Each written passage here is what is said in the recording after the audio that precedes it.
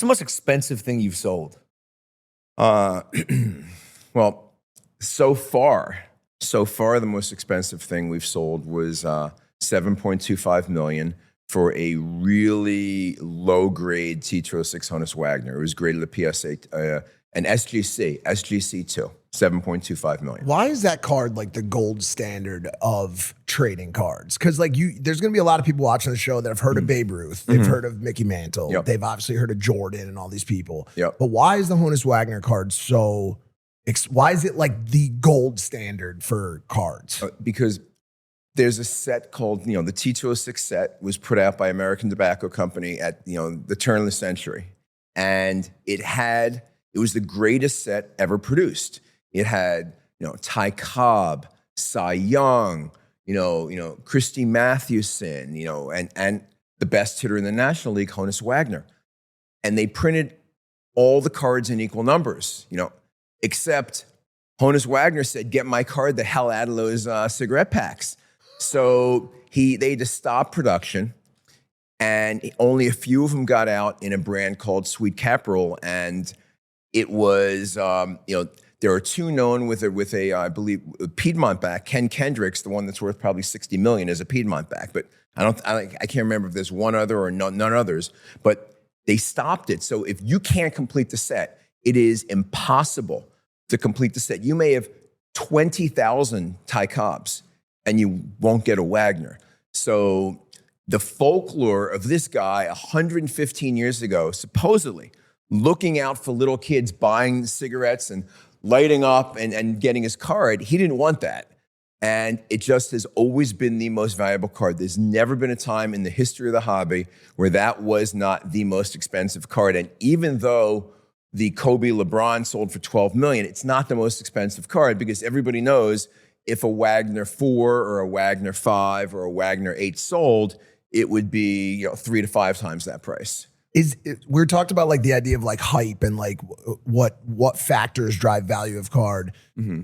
Do you think that card has transcended the hobby because of its impact on like culture and Americana more than any other card ever in the history of trading?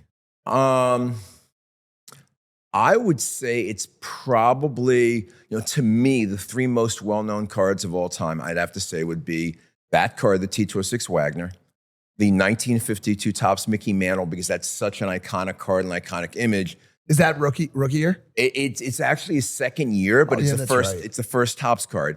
And then the 1986 Fleer Jordan, because everybody knows that card, which also was his 3rd year in the NBA, but it's a rookie. Wait, really? Yes. I have a PSA 10 in that, but I thought it was a real rookie. It's considered a rookie because it's the first time, trading cards are technical. It's the first time that any Michael Jordan was issued in a pack. Yo, that actually makes sense because my WWE rookie card is actually not my rookie year. Yep. That's exactly why. Okay, and I see what you're saying. So it happens. Yeah. Were there cards of Jordan that were issued before that out of pack? Like no. Yeah. So this tiny little company in Cherry Hill, New Jersey, where I actually grew up, had an NBA license in 1984 called Star, and they issued cards in team set bags, and you could just buy the whole set, and they made like 5,000 or so of every team. So, but because you were guaranteed a Jordan, and you can buy the Bulls, or you can buy the 76ers, or you can buy the Pistons. It wasn't until recently that card got the proper respect that it deserves today. As the official rookie. Yeah, but to me, you asked about the Wagner. This was in my entire business of people dropping millions of dollars. This was the craziest story of somebody who absolutely, I don't want to say had no clue. I will say had no experience and just had a lot of money.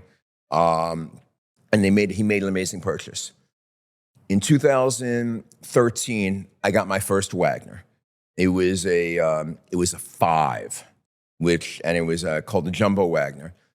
And the record for a card being sold back then was 1.6 million at auction. To show you how much time changed. So we got the card, and we put out a big thing, and I'm on CNBC talking about it, and this guy registers to bid and contacts me and say, hey, my name is X.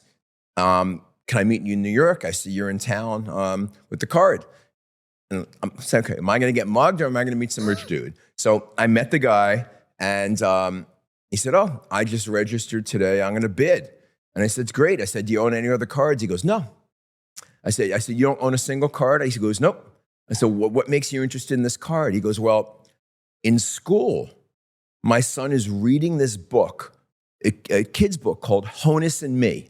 And it's about like a kid's version of the T206 Honus Wagner card. Wow. And that's why he bought the car. So this guy dropped $2.1 million because he thought it was cool that his son was reading the book. Does that piss you off? Does it upset you a little bit when like ultra wealthy people come to the hobby because they see an investment or a storyline that involves their past life, but they're not super interested in the hobby? If I was not the founder and CEO of Goldin, yeah, it probably would, because if you're taken away from somebody else. But here's the punchline. What happened is that this guy ended up loving cards. Since then, he bought a high-grade 52 Mantle from me. He's bought a Babe Ruth rookie. He's bought a bunch of the iconic cards. And so here's the funny thing. So we have to credit check people. So we credit check him, and he sent it in, because that's the one thing we do. Why bidders and consigners love us is because somebody with $400, a lot of these places, somebody with $400 in their bank account can place a $50,000 bid. Then they joke about I hope I don't win. I don't know how I'm going to pay. So we check, and the guy sends us an account, and it's got like $35 million in it. But my accountant says, well, this is a 2-year-old statement. Do you have anything current? So he sends us a new statement. It's got 9 figures in it. And I'm just like, okay, you can bid on anything you want. but these are the type of guys. And this was 2013, before the so-called big money went into the hobby. Him and I opened up 2 of those 115-year-old cigarette packs. About what, like $100,000 worth of old cigarette packs? $38,000 a pack is what it cost me. We were trying to get a T206 Wagner, bro. Yeah. Okay, let's unpack this really quick. Okay, how many of those Wagner cards are quote unquote out there? Because I want to ask you this question: 1, how many packs are left? And then 2, how do you track the idea and the perchance that Grandma Gertrude in her attic has one of these? You know what I'm saying? Like, how do you know what's actually out there? Yep. Okay. So I believe there's 34 that are graded and authenticated T206 Honus Wagners. I believe that's the title, the number across all the companies. I believe there are 0 packs, because it was interested in, put in, like, literally, Logan sold, like, anybody, look, for example, episode 2, King of Collectibles, Golden Touch, this season, look at episode 2, you will see us open up a pack of cigarettes, and you'll see what we get. But I don't think there's any I think there's probably less than 20 of those unopened packs of cigarettes that exist in the world. And out of all those, I'm not sure any of them have cards. And certainly, guaranteed, none of them have a Wagner. Guaranteed? Because here's the thing, we talk about the Illuminati. Like, what if some Rothschild is sitting on 400 packs of these things? Like, how do you know? Well, I guess what you don't know, so it doesn't affect the market, right? In my 30 years, in the past 30 years, there's never been a Honus Wagner that was brought to market that nobody knew about, that wasn't previously documented. Wow. Everybody has known about every single Wagner for the past 30 years, and for the past 13 years since I founded Goldin. Every time somebody says they've got a Wagner and they tell me it's not graded, it's fake. Until this year. Whoa. Until this year, because we were lucky enough, while we were filming this season, somebody contacted us and said that they had a Wagner, it wasn't graded. And I told my assistant, no, it's fake. And she said, well, they want to send a picture. So they sent a picture, and it wasn't a picture of a Wagner. It was a picture of a frame. And in the frame were all the Pittsburgh Pirates from that set. And that's 1909. That's a T206, and Wagner was a pirate. And I looked in and I took my phone, I scrolled it out and looked at the Wagner. I'm like, holy shit, that looks good. And I'm like, I hopped a plane to California. I saw these two old men. They were both, I think, probably 80 to 86 years old. They were brothers. And their grandfather was a huge collector. And their grandfather was about 11 years old in 1909. And their grandfather had hundreds of tobacco cards that he, as an 11-year-old kid, went to the store and opened these friggin' packs. Wow. No, I contacted PSA. PSA said, no, there's no, you don't have one.